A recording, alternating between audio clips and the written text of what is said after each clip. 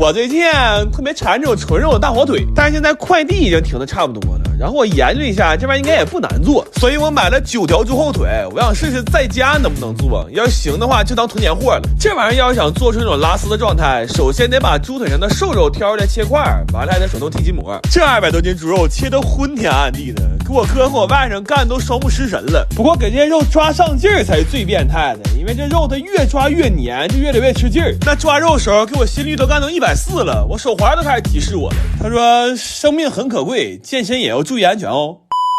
后来灌肠的时候，算彻底把我最后一口气耗尽了，因为切的时候为了吃得爽，那肉块切的都大，完了还没舍得买工厂用的那种灌肠器。这些火腿都是我一个一个拿肚子给怼出来的，那给那灌肠器都干爆了。关键我们几个跟小可爱似的，刚开始不知道这个玻璃纸肠衣得用水泡，后来还因为漏气返工了100多根。那怼完之后都快给我练成铁肚子了，我甚至一度产生过一丝担心，我说会不会干完这些活之后，我这整个肚子将变成一个巨大的肚脐眼。然后这些火腿煮完之后就已经非常香了，但是后来熏的时候我发现了一个问题，就是烤鸭炉熏呢，它不太好控温，熏完之后要不是火轻了没熟，要不就直接给烤成黑猪火腿了。关键反复试了几炉之后也没什么起色，后来我实在是没招了，我去找了个红场厂上班去了。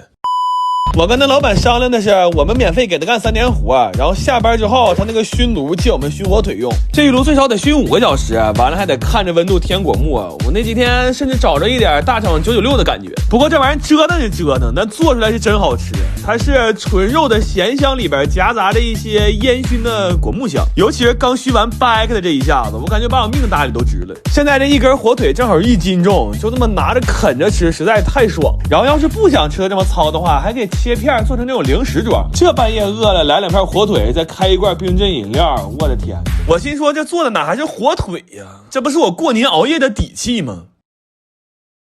我最近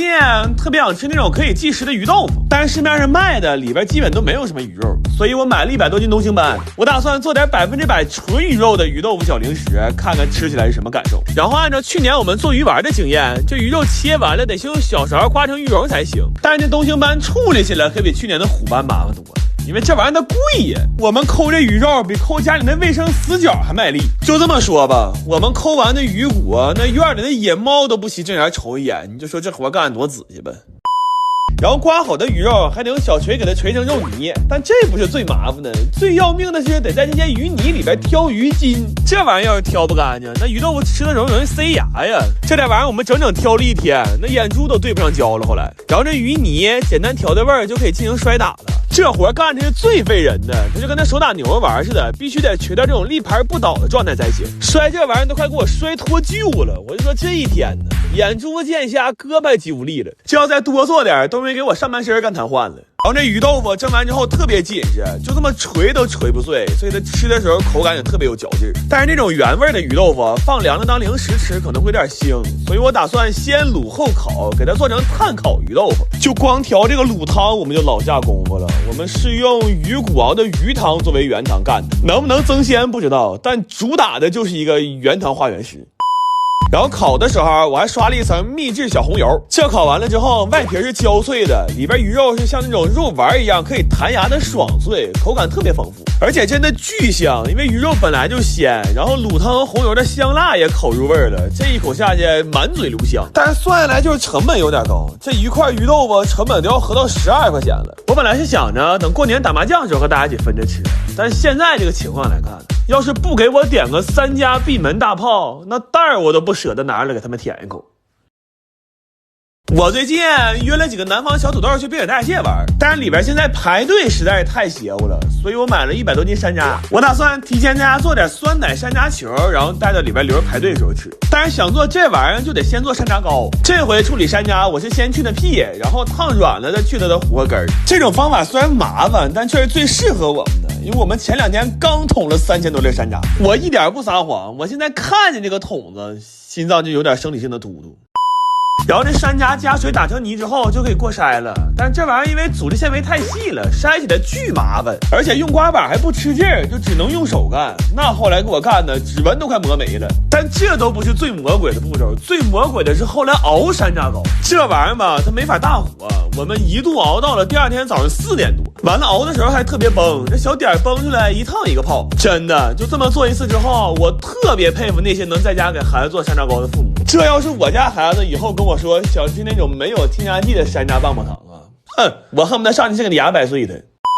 然后外皮儿，我参考的是最近特别火的酸奶糕的做法，就是奶粉加酸奶一起和成团就可以了。所以最后这个小零食是一块酸奶糕包了几块山楂糕，然后外面还裹了点奶粉。这东西吃起来酸酸甜甜的，特别好吃，关键嚼起来口感还特别紧实，但就是做起来效率太低了。我们一共是做了7、8个小时才传出来300多个球，所以后来我非常果断，就把大部分的山楂糕都直接做成山楂糕了。主要我算了一下，要是想把这些东西都做成酸奶山楂球的话，那可能做完冰雪大世界都化了个嘚儿的了。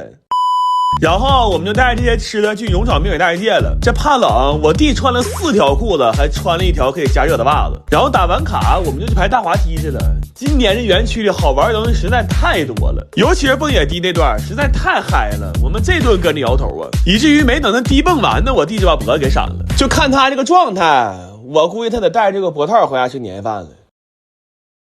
我最近看点兵越来越好，心里特别激动。作为一个本地老土著，我实在是太想在这个时候给斌子干点事儿了，所以我买了500多斤水果，我打算做1500根冰糖葫芦上大街免费给游客发去，让大家感受一下我们本地人的美食和热情。但是那1500根口号喊挺爽，做起来真是要了命。这里的每一个环节都比我想象的要复杂，就光给这160斤山楂去籽压扁，我们就干了一整天。问题越着急还越出错，那熬糖的时候一会儿熬糊了，一会儿干翻沙了。我当时心里慌的一批，我心说要是按照这个效率还想如期发放的话，那恐怕我得尽早去找几个卖糖葫芦的摊贩聊一聊团购的事儿了。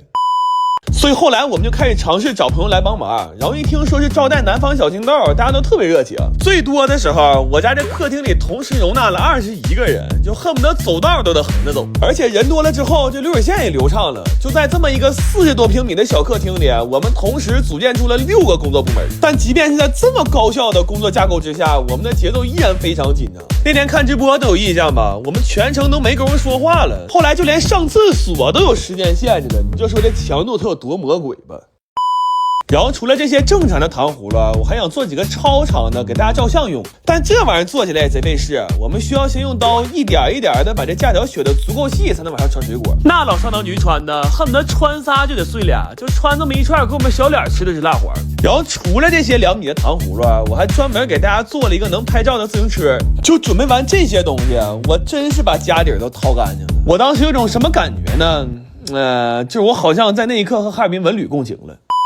最后盘点了一下，历时4天，我们一共做出来1726串，再多做1串我都容易嘎了。然后发的时候，考虑到几个景点间隔太远，我就弄了个小推车，我把这几个景点串成了一个路线，然后全程推着这小车给大家发。零下20多度的天里，我们走了9个半小时，给我冻得都想嘎肾了。但是看到大家拿到糖葫芦之后那种喜悦，我真特别满足。然后那天还有很多本地人自发来送暖贴和维持秩序，我当时就觉着今年要是从物理温度上来说，可能哈尔滨最冷的一年，但是从情感上来说的话，今年的哈尔滨呢，它实在是暖得发烫啊！来了就是自己人，欢迎你来哈尔滨！妈，整挺想哭。我最近特别想吃牛板筋，但是在超市那一小包就卖20-30，完了没多少肉，所以我买了300斤生板筋。我打算在家做点实惠装的，这样以后每次吃着能过瘾一点。然后为了快点把这些玩意儿都炖熟，我们把家里所有高压锅都用上了。但是这么多锅一起用实在太热了，那屋里都烧到50度了，给我热的直中暑。真的，就后来煮完所有东西到能开门的那一刻呀，我都感觉我上天堂了。不过炖板筋的时候，我们其实没挨着什么累，但后来切板筋真是要了命了。因为牛板筋这东西要想切大片，就只能斜着切，那斜着切东西本来就使不上劲儿，完了这玩意儿滋溜滑的，那切不了几根手就开始抽抽了。然后我们就寻思不行就撕丝儿吧，没想到撕丝儿更痛苦，因为这玩意儿太硬了，我们很难给它开开缝，就只能靠2个手指头捏着给它撕开。后来都给我干崩溃了，以至于我们切完所有板筋之后，我脑里唯一的一个想法就是我又捡条命啊！后来我们还调了一个巨好吃的拌料，这料是我们尝了市面上 N 多种牛板筋之后才总结出来的配方。因为以我多年吃牛板筋的经验来说，吃板筋其实就是嚼料香，尤其是这回从头做了一次，我算彻底明白了，就牛板筋这个东西，它本身就没有什么肉香。这要说不考虑料光啧吧牛板筋的话，那跟嚼个老真皮裤腰带没有任何区别。